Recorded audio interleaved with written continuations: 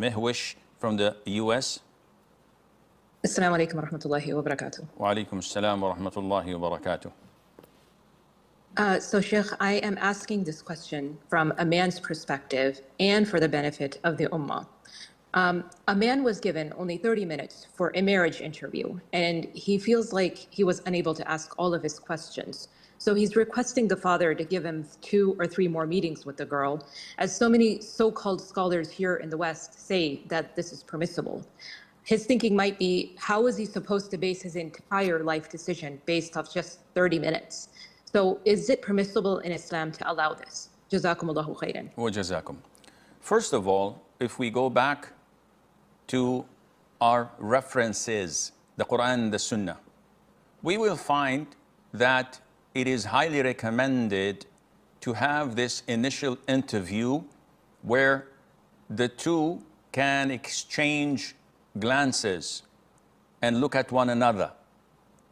And this was explained in the hadith of the Prophet ﷺ when he said, "Did you look at her?" And the companion said, "No." He said, "Well, go back and look at her, because the Ansar have something in their eyes, which means that it may put you off.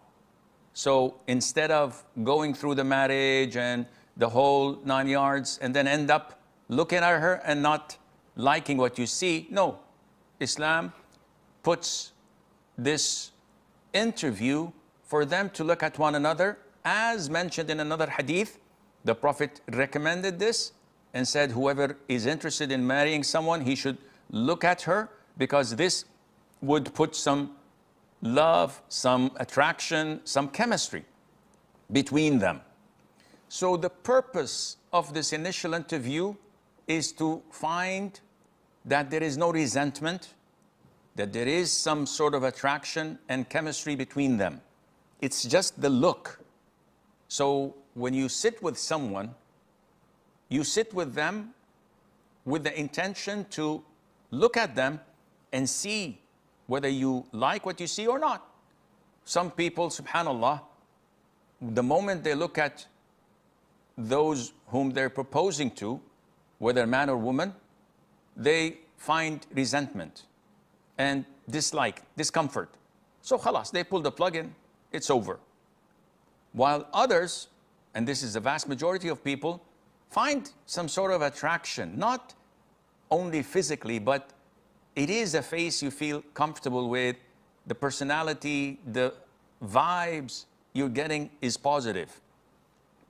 Now, 30 minutes would be sufficient, an hour would be fine, but not necessarily to give a psychiatric analysis of the proposal's personality and how they think and what they aspire for and the likes. This cannot be done in 6 to 10 interviews. And shaitan keeps on dragging it. So what's mentioned in the Quran and the Sunnah is to find the chemistry by looking. Nowhere we find in the Sunnah that you have to chit-chat, you have to investigate, you have to give a questionnaire so that you would know how they're thinking or where they're coming from. No, this is not found in Islam. And through practice, a person would never get enough. So even if he sits for the second time, and the third time, and a fifth time, there still are some corners of the suitor's life that were not investigated yet. So we need some more time. This is destructive rather than constructive. The woman would feel bad about this because she would be thinking that he just wants to take another look, as if he is observing an item he wants to buy. And that's legit. Yes, if the suitor says, "Wallah, I was so shy," and I've seen this. He's looking down all the time. He was so shy from the father and from the girl and from the whole situation. He's so innocent. After the meeting was over, did you like what you see? I I don't remember anything. What do you mean? I didn't take a good look. I was so shy to look because her father was addressing me and talking to me, and I didn't get a good chance to look. So what should we do? I don't know. I'm too embarrassed. No, you can have a second meeting. There's no problem in that. But if the meeting requested, second and third and fourth, is just to chit-chat and to ask questions, no, this is not possible, and Allah knows best.